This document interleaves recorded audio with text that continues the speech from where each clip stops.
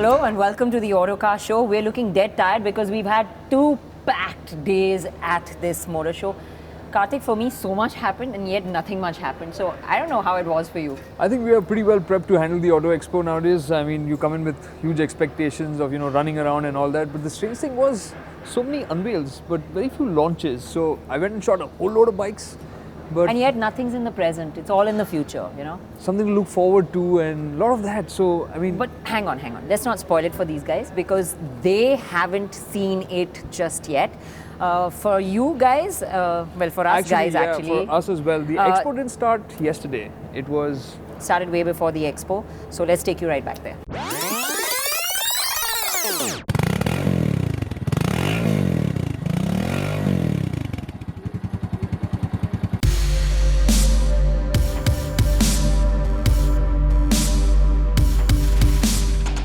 First to stir up the excitement was Bajaj, with their first in a new family of commuters, the V15.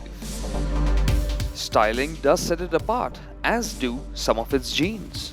After all, some of the metal from India's first aircraft carrier, the INS Vikrant, has gone into the making of the V15's tank.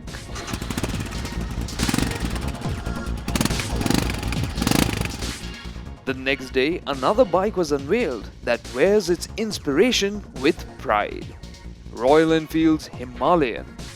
This long-awaited adventure tourer looks sturdy and sorted, and very much ready for the Himalayas. The launch and prices of this long-legged motorcycle are still a month away. Volkswagen kicked the action off for four-wheelers with the unveil of their new compact sedan, the Ameo. The front half could very well be the Polo, and the rear ends in a rather stubby boot.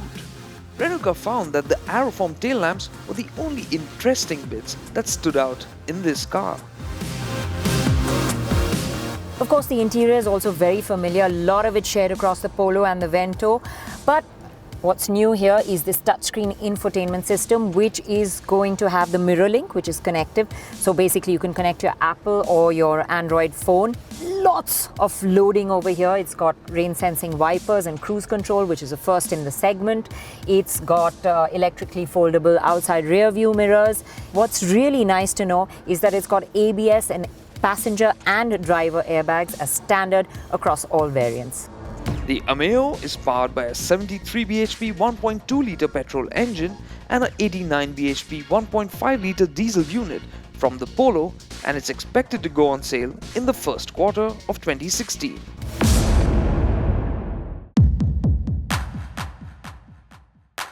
And then finally, the action kicked off in style at 8 AM on the 3rd. The Vitara Brezza was the first launch of the day. This is Maruti's first foray into the sub-4-meter SUV segment. Built ground up in India, it has the attitude and the beef. You've got this horizontal grille with loads of chrome projector headlamps with LEDs. And of course, there's this large air dam, there's housings for the fogs and the indicator lights, and a 4-skid plate up front too. Now, the interiors of the Brezza do suggest that it's been built to a cost, and Maruti have stated that it will not be sold through their Nexa channel. So, you can expect very competitive pricing. Space in the backseat and in the boot seems to be comparable with what's on offer in the segment. This compact SUV is powered by Maruti's tried and tested 1.3-litre diesel engine from the Ertiga, Ciaz and S-Cross. The top spec Vitara Brezza ZDI Plus gets dual-tone exterior paint and Maruti's SmartPlay infotainment system with Apple CarPlay. When it comes to safety, the Brezza gets a single airbag across all variants, while a second airbag and ABS are optional on all variants.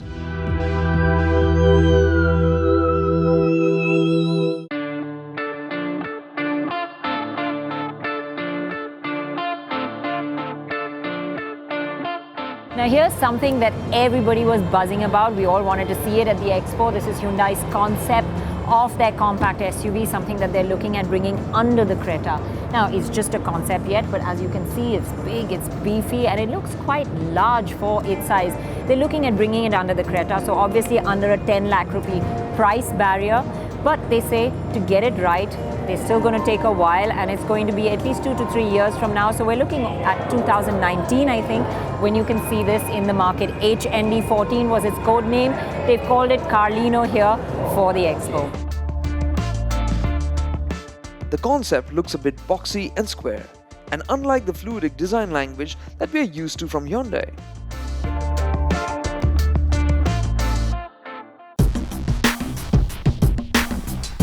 But there was another unveil from Hyundai, the Tucson, and it had all the flourishes and curves that we're used to seeing on a Hyundai. The Tucson is expected to launch in August or September and will be offered with both petrol and diesel variants and an automatic transmission as well.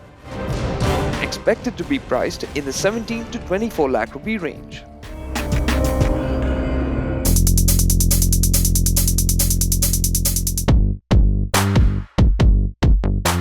It's hard to imagine that this car, the Essentia, is actually based off the Beat. In fact, it looks so much larger. It looks really well proportioned. I think we need to come around the side to see the proportions of this car.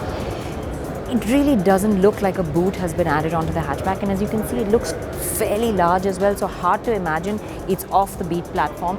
Now what makes you realize it is off that platform is this sharply rising window line, and if you can see on this larger sedan, it looks quite sharp and steep, and you see a lot of mass of metal under the door, so the tire lands up looking small. Coming back to the front of this car, you can see that it looks quite different. It's only the grille part of it that essentially remains the same, but the rest of it is quite changed and makes it look quite distinctive and different. The Essentia speaks of GM's renewed efforts to gain ground in the Indian market. The interiors also carry materials, textures and styling that aim to give the Essentia a premium feel for this segment.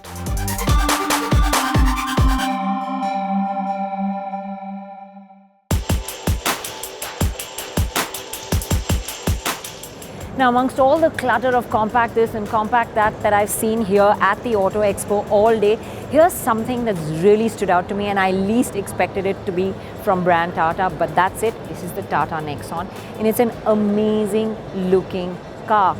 We saw it in the concept version, and we're seeing it in reality, and trust me, it's almost the same. And that's what the designer just told us. You know, Pratap Bose just told us that they wanted to keep true to the concept. There are a lot of styling details going on here. There's these white ceramic edges which run around the fog lamps, and then if you come around the side, there's the ceramic that runs around the belt line. It's a great finish. It's really matte and looks nice. It gives the car an absolute standout edge. The front very chunky and beefy. It's got this large grille, big air dam, so it's got the strength that you need for a compact SUV. Like I said, the side profile, you see the nice high ground clearance, large wheels, so it gives it the attitude that you expect. It wasn't just the exterior, but the interior was impressive as well, with rich materials and textures. An iPad-like floating information display and the neatly styled dash. As it turned out, the Nexon not only offered style but practicality as well. Tata's competitor for the Innova, the Hexa, was also on display. It looks stylish and premium and has spacious interiors as well. It's slated to come with a 154 bhp Varicor 400 engine. But the word is, Tata is working on a sub-2-litre engine as well. Also on display was a sleekly styled notchback version of the Z car, codenamed the Kite 5.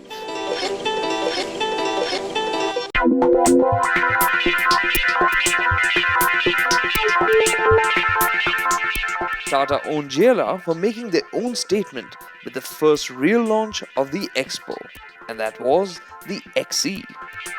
So you've seen our full review of the Jaguar XE, so I'm not going to go into detail here. The big news here at the Expo is the prices. They've just launched the car. The 198 bhp version will be 39.9 lakhs ex-showroom. The 238 bhp version, both petrol engines of course, will be 46.5 lakhs ex-showroom. Now there's a huge gap between these two, and that's because you also get a variety of additional trim and specs with the higher end version of the car, apart from the performance, obviously. There was also the F-Pace, which will come later this year. It's the first SUV from the brand which promises performance and dynamics of a Jaguar with more practicality.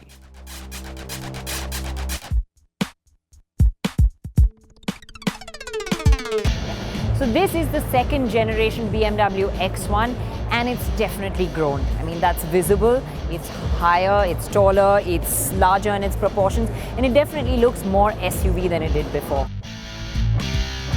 Now this is where you notice the big difference in the back seat. There's more legroom, there's more headroom, it just feels larger, more comfortable, and the boot is large too. You now have a large 505-litre boot, so you can pack in a load of luggage to go out of town. Of course, the seats will flip down in various versions to open up more space, but the big one really is the spare, which you now have in the car, which was the big missing factor earlier.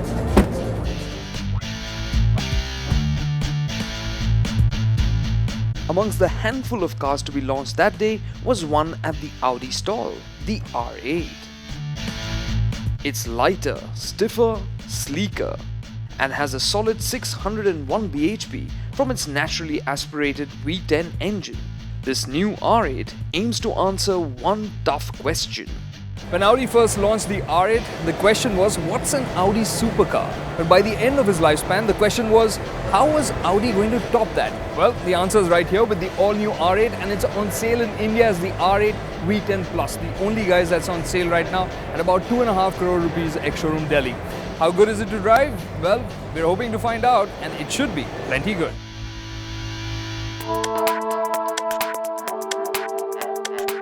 Meanwhile, Honda had brought one of their most iconic nameplates down to the Auto Expo, the Africa Twin CRF 1000L. This great big adventure bike will be launched in India in 2016. And to make this 1000cc rough road expert a bit more affordable, Honda planned to assemble it in India. But if you want to have an adventure, Honda showed that you needn't buy big or go far. Well, what Honda's got here is the Navi, and what it is a disruption in the urban mobility market. In other words, in the scooter market. If you've seen scooters, easy runabouts for the urban environment, the hustle bustle of the city, this can do all of it because it is effectively that. It's got the engine of the Activa 110 underneath, but it's got this funky styling to it. It looks like a really small motorcycle. It's got 5 colors. It's going on sale right now for 39,500 rupees and deliveries start in April. Can't wait to test this out.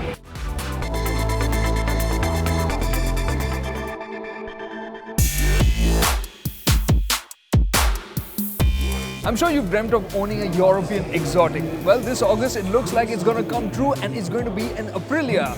Well, it might be an Aprilia scooter. We told you Aprilia is going to be showing one at the Expo, and here it is. And it's a beautiful way of showing that European brands can customize for India as well. First and foremost, the name. It's not the SR motard. They've just dropped the motard because the Indian masters wouldn't understand what that means. Instead, you're getting the SR 150. This is going to be made totally in Baramati. It's going to be made here, sold here. So it's going to be a really fun, interesting motorcycle with those large wheels. See there, I called it motorcycle. It's a scooter, but it gives you that fun kind of feel. With those large wheels especially, should have a good amount of pep. Will be on sale around August. Pricing should be in the 70 to 80,000 rupee range.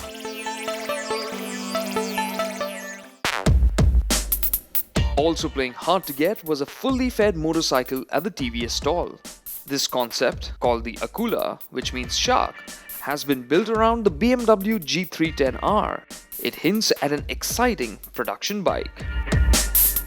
It points towards a bike from TVS that is expected later this year, and it will look a lot like this. As much as 60% of what you see here is going to be there on the production bike. For instance, the red chassis, the rear aluminium subframe is going to change. It's going to become a trellis frame as well. But all the aerodynamic bits like the ram air induction is going to be there. The shark gill vents here, all of that is going to be part of the production bike. So this is going to be a really interesting bike when we get to ride it towards the end of 2016.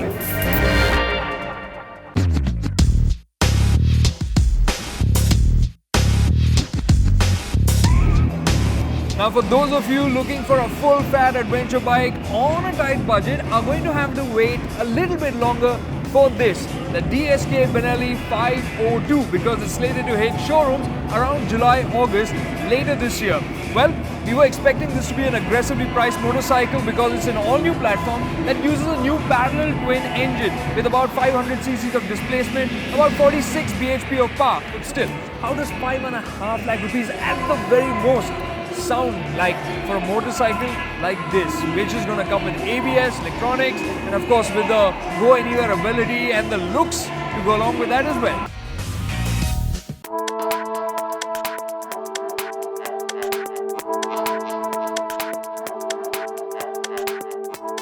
At Auto Expo 2016, we've seen the arrival of a new motorcycle brand. This is the brand. We've spoken about it before, UM. And the motorcycles that they've launched are these cruisers.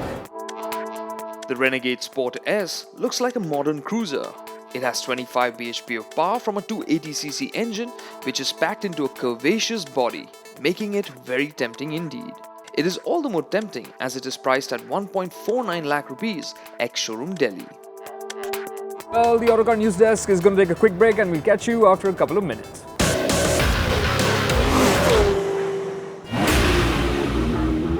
Welcome back to the Autocar Newsdesk. Karthik and me are still deep in discussion about all that happened here at the Auto Expo, but you still have more to watch, so take a look. Renault Car's second day at the Expo started off at the Mercedes stall. Well, a really important product for Mercedes over here, the GLC, because this plugs actually the last gap in their product portfolio. It sits between the GLE and the GLA, and it will compete with the likes of the Audi Q5 and the BMW X3. The GLC has a stylish interior with a wedge-shaped dash in two-tone colors. Well, this version of the GLC comes with a panoramic sunroof, so it does feel nice and airy on the inside, and there's a good amount of legroom here at the back. There's enough space and legroom here for the middle passenger too. So a comfortable back seat definitely in the GLC. At the same time, the boot is big enough to do the airport runs as well. Moving from luxury SUVs to the more mass variety, Renault had a buzzing stall with its star cars, the Duster and the Kwid, drawing attention in the new avatars. Opposed to the regular 800cc engine, you will now also get the Kwid with a 1-litre engine. And if you see this EasyR badging, standing for easier, I think, we're going to offer this version with an AMT gearbox as well. Well, when Autocar first reviewed the Kwid, if you remember, we did tell you there was this blank space left on the dashboard, and that's probably where the knob for the AMT version would be housed, and that's exactly where it is. So if you see, you have this little round knob which gives you reverse, neutral and drive. So it's really as simple as that, an automatic little car. Now, unfortunately, the 1-litre and the 1-litre AMT is not something that you will see immediately on Indian roads. It's still 6 months down the line.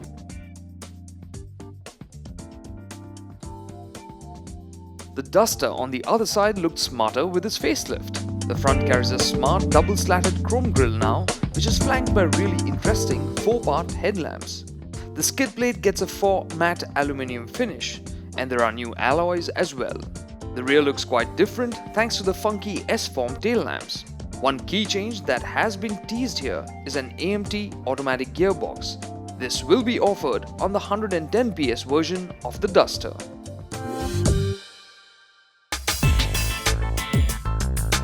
Meanwhile, at the Honda stall, their upcoming CUV, crossover utility vehicle, that's the BRV, was on display.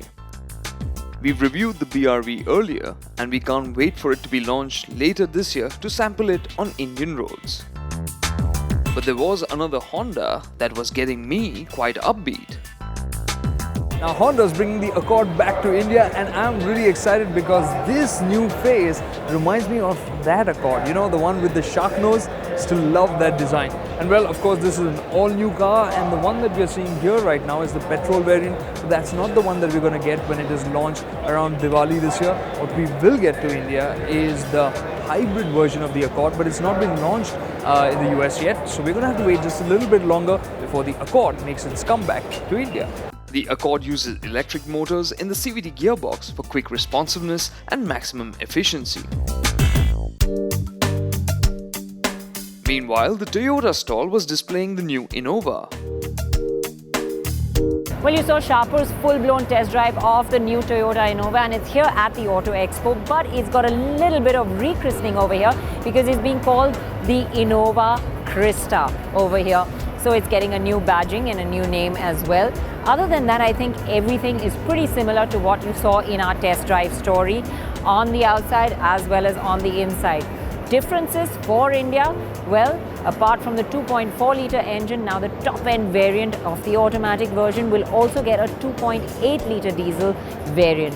And the big news really is now the Innova is also going to come with a petrol engine.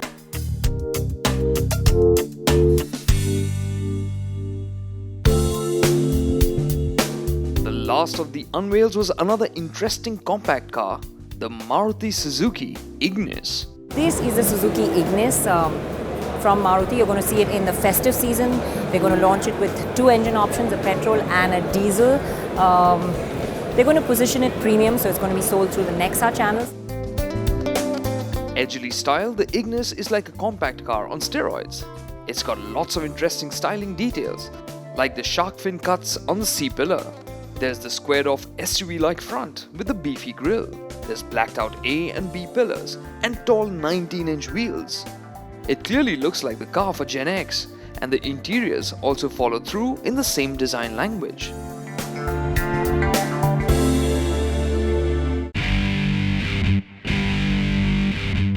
Now Yamaha's really sprung a big surprise on us here at the Auto Expo. We were expecting to see the MT-03, the naked version of the R3. Instead, what we've ended up with here is their flagship naked bike, the MT-09. And you know what? In the saddle here on the bike, you really won't think of it as a near liter class motorcycle. It just feels very slim because of course it's got a 3-cylinder engine, so it has that narrowness to it. It looks, well, not all that big, and the ergos, everything points towards a streetable motorcycle that'll also be fun. It's a Yamaha, so we expect that, of course. In terms of power and performance, I think you won't have that outright whack that you expect from a near liter class bike. But what Yamaha harps on when it comes to the MT range of motorcycles is usability. And that's really what they're aiming for. They're saying that even be fairly fuel efficient, quoting about 19 kpl for daily usage. So if that's what tickles your fancy, this is on sale now for about 10,20,000 rupees. Although deliveries will only start happening about 2-3 months from now.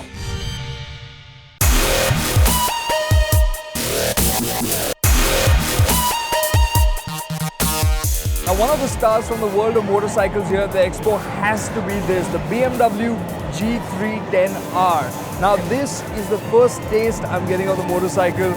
Had only seen it in pictures up till now. A lot of expectations, and you know what? You hop onto the saddle and it just feels so right. In the sense of the seating posture, the muscularity of it, it feels meaty, not too big. In terms of pricing, a lot of people are expecting it to undercut the KTM Duke or at least match it, but I think it is going to come at a bit of a premium. It's going to be more expensive than the Duke 390, maybe as much as about 2.1, 2.2 lakh rupees, but that should still make it a really attractive motorcycle. Loaded with innovative engineering, the G310R is going to be a hit with the geeks. But we'll all have to wait till the end of 2016 for the arrival of this BMW. And that's a wrap. From Auto Expo 2016. Thanks for watching. And do remember to come back next week.